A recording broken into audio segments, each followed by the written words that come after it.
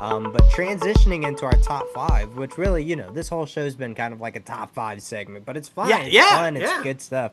So to transform from predictions of the entertainment industry, from big 2025 blockbusters that we think are going to do huge, we're now going to go to the television side of things, okay? With our official top five segment being top five new television series that we're most excited for this year. And man, oh man, it was really hard because there was a lot of returning shows for their Yeah, second or third yeah. season that I was really excited about. But I'm like, damn it, we made it this new television shows that we're most excited about for this year. So my fifth one, it goes to your friendly neighborhood Spider-Man. Mm. I think this one's going to be very interesting because, I mean, obviously Disney. I think they're going to capitalize on what Sony is doing with Spider-Man Across Spider-Verse and Into the Spider-Verse, that whole animation style. I think they're going to bring that into this because if you've seen the trailer, it's very comic book-esque. It's very different from what we've seen before when it comes to the animated side for superhero films. So, and it's going to be a nice, interesting, like black versus white when it comes to creature commandos or the Mm-hmm. commandos that's on DC compared to this bright, lovely, your friendly neighborhood Spider-Man. So I'm Yeah. very curious to see that. But I'm very curious to just see where the story goes. Is it going to be more geared towards kids or to where, adults can watch it too and not be like bored out of their minds?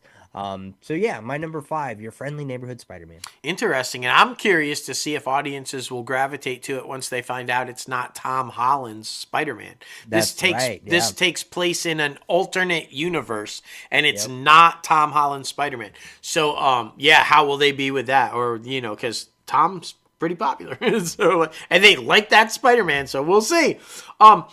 My number five, and I just, you mentioned him, Glenn Powell. He's like the go-to guy right now, the it guy right now. And this looks hilarious. When I saw Eli Manning do this skit, it was fucking hysterical. When he put on the makeup and pretended to be a walk-on at Penn State and I thought I was showing everybody it. I thought it was one of the funniest things I had seen. And then I hear they're going to make a series out of it. And I'm like, wait, what?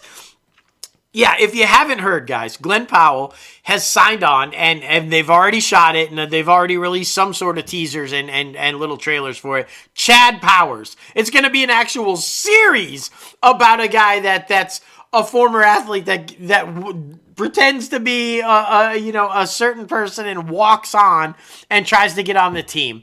And both the Manning brothers are executive producers. Their production company is executive producing this show. I'm excited about this. One, I love football. Two, I love Glenn Powell. I think he's fantastic. The Mannings are hysterical. They have shown time and time again they can do these type spoof things, whether it's when they show up on Saturday Night Live, whether it's when they do their little back and forth with each other on show. They're funny. And I think that this is going to be hilarious. I think this show is going to do gangbangs. I think that, yeah, it's going to be huge. So I'm really excited to see this one. Chad Powers, my number five. Great pick, man. Yeah, I'm excited for that one too. My number four goes to Ironheart on Disney Plus. I think Ironheart's going to be very, very interesting, and we're going to see a lot of different cameos in this. At least I'm hoping. Dominique Thorne, she did absolutely an amazing job in Wakanda Forever as Ironheart Riri Williams. And I'm just super excited to see what she does with the character more because it's been a couple years since we've last seen her character. So it's going to be interesting to see where we pick back up at and what's going to be going on. But I mean, you have like Anthony Ramos, Eldon Ehrenreich, Zoe Tarek, Lyric Ross from She Was on This Is Us, Yep. and so many others. So you have a great cast that can carry a show. Now, if the writing is there, that's what's most important. So I'm very excited about that, and I'm hoping to start to see more of a crossover for Young Avengers characters in Ironheart, to where we can start establishing that a little bit more. So number four for me, Ironheart. Yeah, I'm right there with you. I'm excited about Ironheart too. I mean, I feel like I could have put any Marvel show that's coming this season. I could have put on the list. I think I'm Yeah. excited, super pumped for all of them. Really excited to kind of see where they go with Ironheart because she was in What If this season, And obviously, it's an alternate, what if storyline, so it's not picking up where they left off with. But she nailed it. She plays the character. She understands the character really well. So I'm excited to come back to her and see where she's at and how they're going to do that. I'm right there with you. I love this franchise. The movies were both just phenomenal. The people behind the movies are behind this series, and I think I'm just all in on this, and even more so after I found out how they're going to do it. My number 4 is It, Welcome to Derry. And from what I just found out, they have like a 5-year plan for this. Okay, so they've got 5 seasons planned out, and it's going to regress in time. It's going to start in like the 1960s and then drop to the 19-something and then to the 1930s or what. This idea that they're going to trace this whole thing backwards is very interesting to me on how they're going to do that. And if you guys don't know Derry, the town, in It, I just think this thing is going to be very interesting to see more of the origins of the Pennywise and the characters and like outside of just the characters we're used to, right? This is going to expand this universe and take us into places that, we haven't seen before, and that probably will scare the crap out of us. So it's going to be great. Yeah, I'm super excited about this one. And I was nervous at first. When they first announced this one, I'm like, do we need this? But then I started hearing the creative process and the way they were going with the story and what it was intended to be, and I'm pumped for this one. I'm really excited to dive into this. My number 4, It, Welcome to Derry. Very good, man. Yeah, I'm excited to see that too. It's going to be very interesting to see how they adapt everything. That's right? For sure. My number 3 goes back to the Game of Thrones world, back to Westeros, Knights of the Seven Kingdoms, where, of course, the Targaryens are still roaming the earth and ruling the earth. Now, this one is a century before the original Game of Thrones series, so it's like in between Last Dragon and our House of the Dragon and the original Game of Thrones. So they're inching their way back and forth. It's very interesting. But I'm curious about this because House of the Dragon, it's popular, but it still gets a lot of mixed reviews. And Game of Thrones was very popular all the way up until the very end where it got the mixed reviews and the bad, all that shit. So I'm curious because, like I said, the Warner Brothers and HBO Max and Max in general, and HBO, they've done amazing things with, the House of the Dragon. So I think they continue to do that with Knights of the Seven Kingdoms. So I'm super excited about it. So number 3 for me, Knights of the Seven Kingdoms. Interesting. Yeah, I'm excited for that one. I think all the haters should just go find some place to go. Right. I mean, I understand that it's you already know what happens. So so that makes it hard to tell a story when you already know what happens, right? So House of the Dragon, we know where it eventually goes to Game of Thrones. But that doesn't mean you have to hate on it or that you make it confusing or that you don't understand it or blah, blah, blah, blah, blah, blah, blah. Just enjoy it. Enjoy how it gets to where it goes, even though you already know where it goes. Who cares, man? And I think that's where most of the hate was coming from. So I'm like, whatever, man. People move on. My number 3, I'm only have this on my list out of pure curiosity, obviously because of stuff that we're working on. The Studio.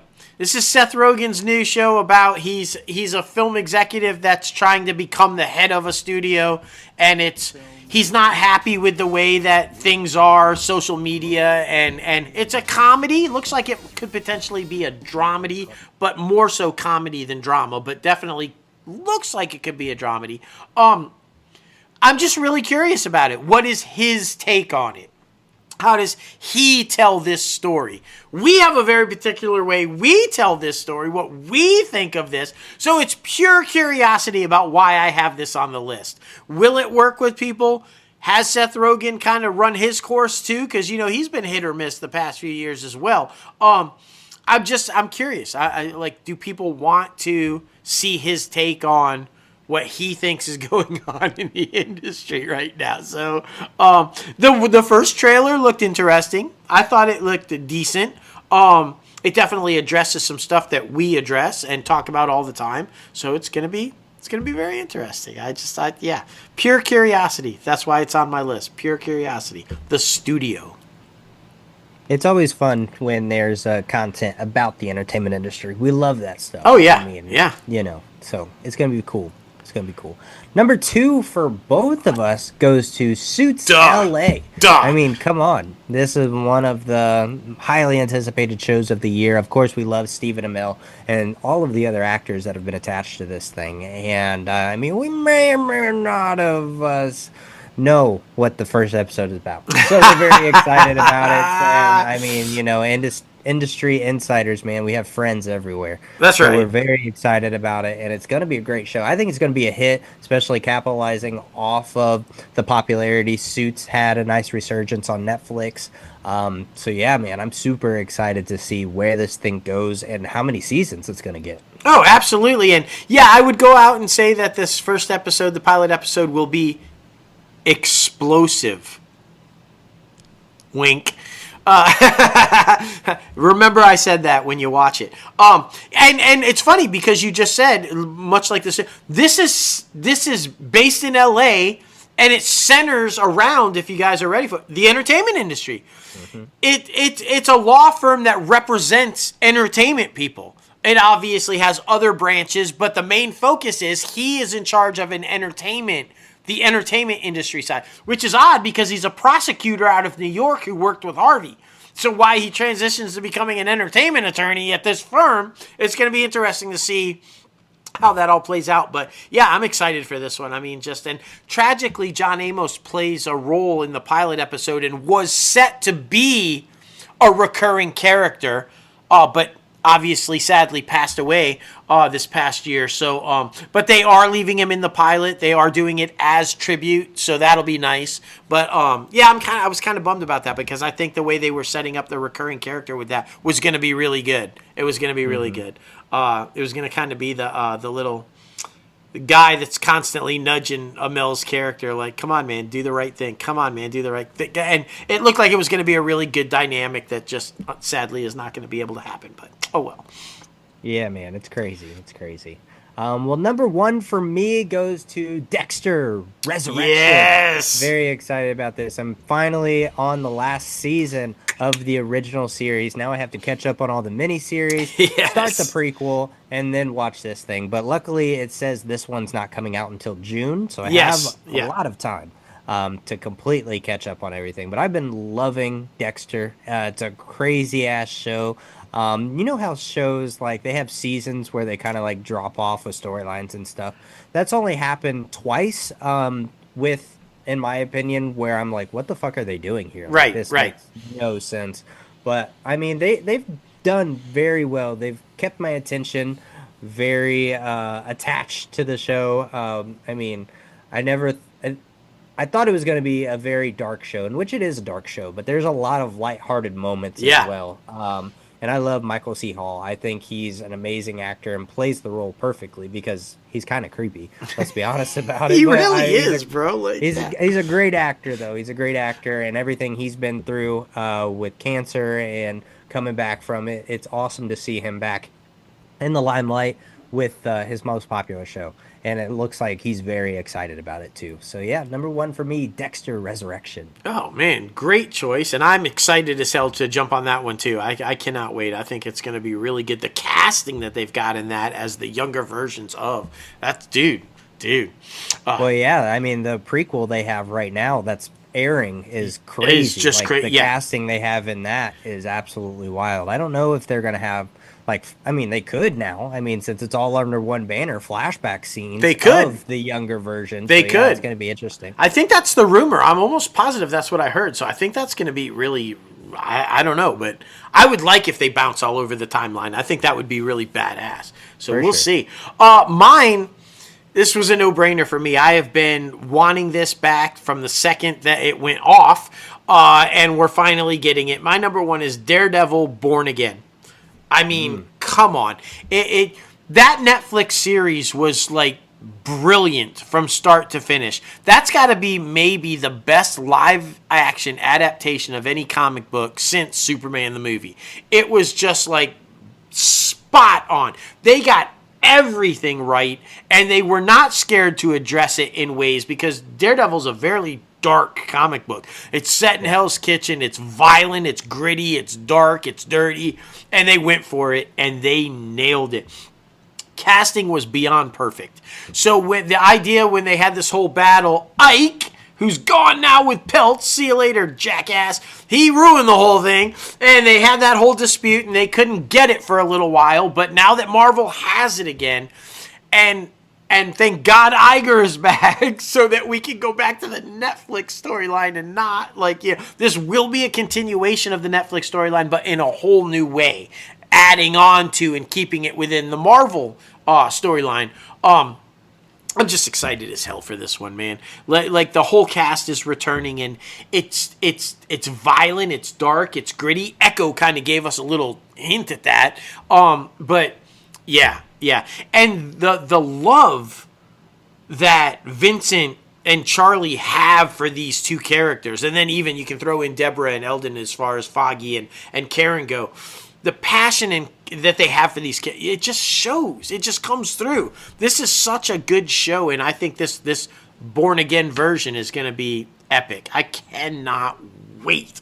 And please release it weekly. Don't do it to me. Don't give it to me all at once, because I will watch it all at once, and I don't want that. Please, just weekly. That's all I'm saying. That's so freaking funny. Well, guys, we want to know, what is the new television series that you're most excited about this year? Even if it's coming back for a season 2 or 3, please be sure to let us know down in the comment sections below. Add us on Twitter, X, Threads, all the good places. Love the fan interaction, man. Oh, it's yeah. A lot of fun. Always.